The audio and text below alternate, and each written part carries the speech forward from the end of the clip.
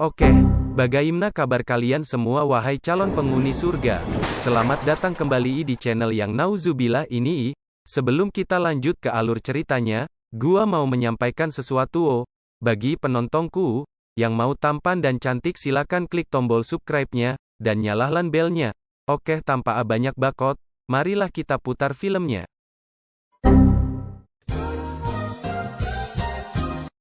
Di awal film, kita diperlihatkan seorang laki-laki, yang sedang mengobrol lewat headphone-nya. Dia bernama Dr. Pincus, dan saat seriusnya di mengobrol, tiba-tiba dia dikejutkan dengan sesuatu barang yang nyaris saja menimpahnya.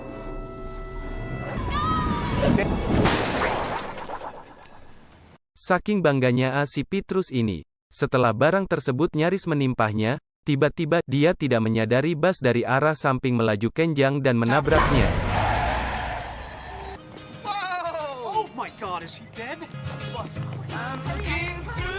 Dan setelah itu, betapa kagetnya dia bahwa dia bangkit kembali dalam wujud roh, dan dia sangat terheran-heran ketika seorang pejalan kaki jalan menembus dirinya, dan scene pun berpindah ke RMH sakit, yang dimana Dr. Pincus ini sedang melayani pasiennya, dan kita diperlihatkan bahwa si Pincus ini tidak ingin ambil-ambil pusing, dengan mengurus pasien selanjutnya, dan tanpa ingin melakukan kontak mata dengan pasien tersebut. Dia bergegas keluar dengan cara sembunyi-sembunyi. Dan tanpa memperdulikan sekitarnya si Petrus ini terus berjalan ke lift. Sungguh si manusia kuek.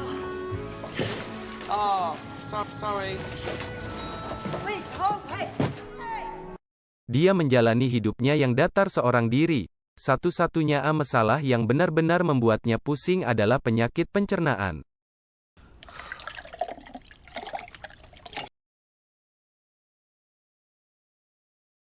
Akhirnya Pincus memutuskan untuk berobat ke sebuah rumah sakit. Dari awalnya saja sebenarnya sudah kelihatan kalau pelayanan rumah sakit ini tidak terlalu bagus. What a ludicrous question. I'm not answering any more of these, really. Madam, listen. When was the last time you ate? Dan bagaimana perawat mengabaikan protes-protes dari Pincus yang perfeksionis. Tapi ia tidak bisa berbuat apa-apa.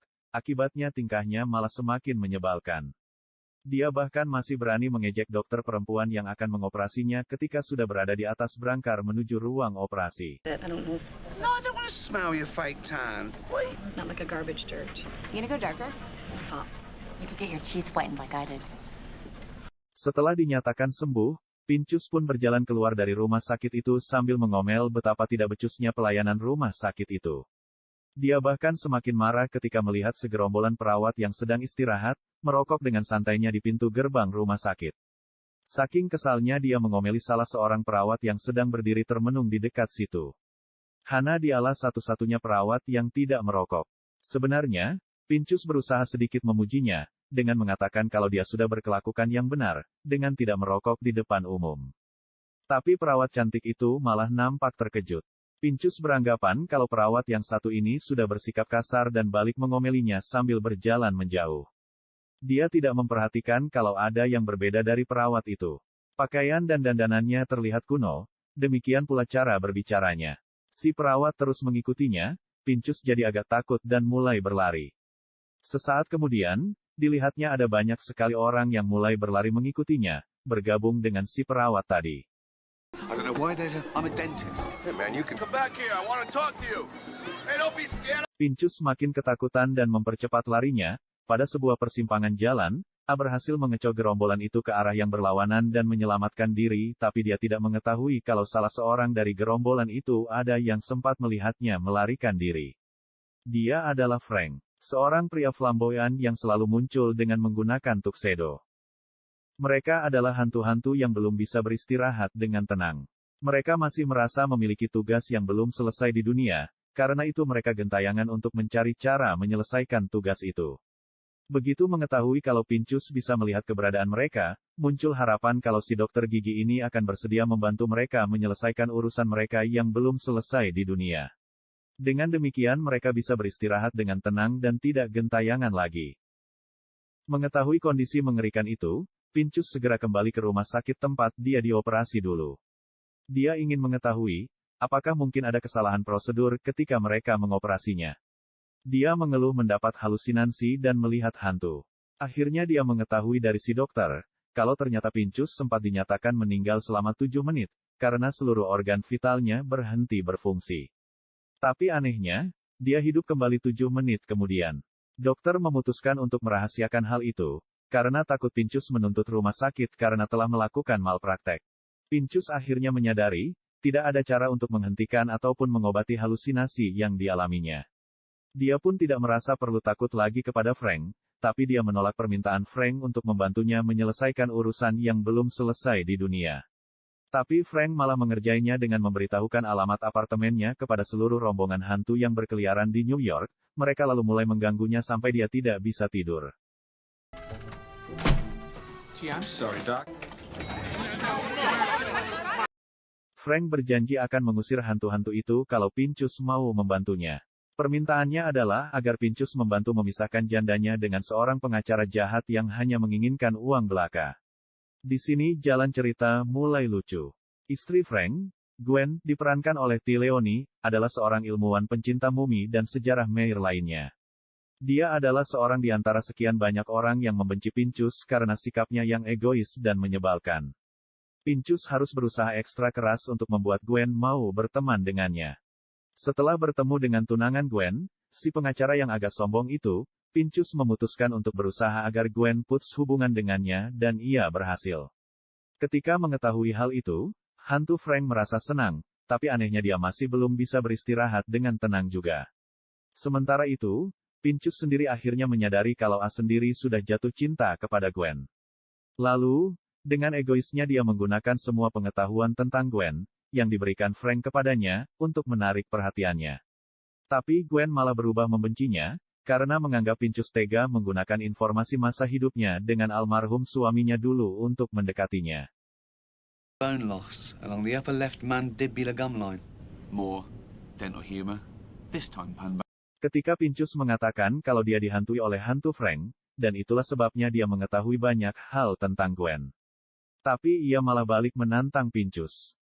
Dia mengatakan kalau semasa hidupnya, Frank selalu mengalami mimpi buruk. Frank tidak pernah menceritakan tentang mimpi buruk itu kepada siapapun, kecuali dirinya. Kalau memang hantu Frank bersama Pincus, dia pasti akan memberitahukan apa isi mimpi itu kepadanya.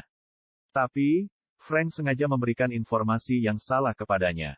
Gwen yang melihat kalau Pincus tidak bisa menjawab dengan benar, lalu menyuruh Pincus pergi dan jangan mengganggunya lagi. Ternyata Frank sengaja membuat jawaban yang salah. Karena melihat bagaimana Pincus dengan tega telah membuat Gwen menangis, hanya agar bisa menjalin hubungan dengannya. Frank tidak suka Pincus membuat Gwen bersedih. Pincus patah hati dan kembali ke kehidupannya yang bermuram durja.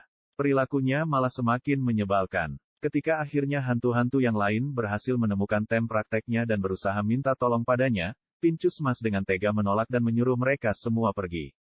Dia tidak peduli, katanya. Tapi hantu-hantu itu tetap berusaha dan dengan sabar menunggu di ruang tunggu prakteknya, siang dan malam.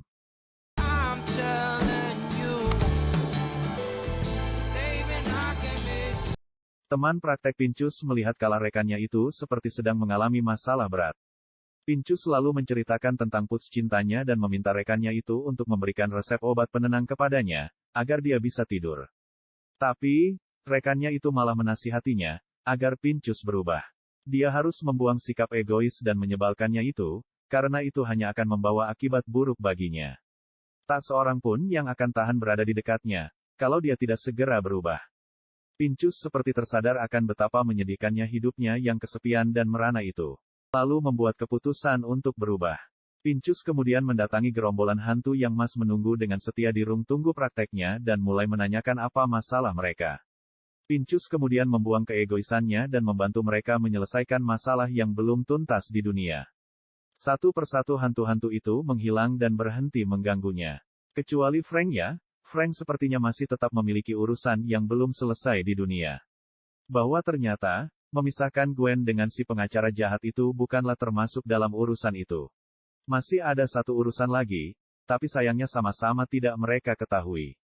Setelah merenung sekian lama, Pincus akhirnya memutuskan untuk menemui Gwen dan mencoba memperbaiki hubungan itu. Gwen menolak dan memilih pergi meninggalkannya. Tapi Pincus tidak menyerah. Dia mengejar Gwen dan mencurahkan perasaannya dengan tulus. bahwa ia mencintai Gwen dan minta maaf karena telah memanfaatkan informasi dari almarhum suaminya untuk mendekatinya. Tiba-tiba saja sebuah bus berkecepatan tinggi menabrak Pincus hingga tewas. I'm born, and then... Hantu Pincus bertemu dengan hantu Frank di tempat itu. Frank kemudian melihat tangisan kesedihan Gwen melihat mayat Pincus yang tergeletak di tepi jalan. Lah akhirnya menyadari, kalau ternyata itulah urusannya yang belum selesai di dunia. Dia tidak bisa merasa tenang, sampai Gwen berhasil menemukan seorang pria yang baik sebagai penggantinya. Dan ketika melihat Gwen ternyata sudah menyayangi Pincus, dia sadar kalau tugasnya sudah selesai. Pincus adalah seorang pria yang baik dan ia akan bisa mendampingi Gwen. Lalu bersamaan dengan perginya roh Frank, entah bagaimana arwah Pincus berhasil masuk kembali ke raganya. Pincus selamat dan dia dirawat kembali di rumah sakit yang dulu mengoperasinya, dengan dokter yang sama pula.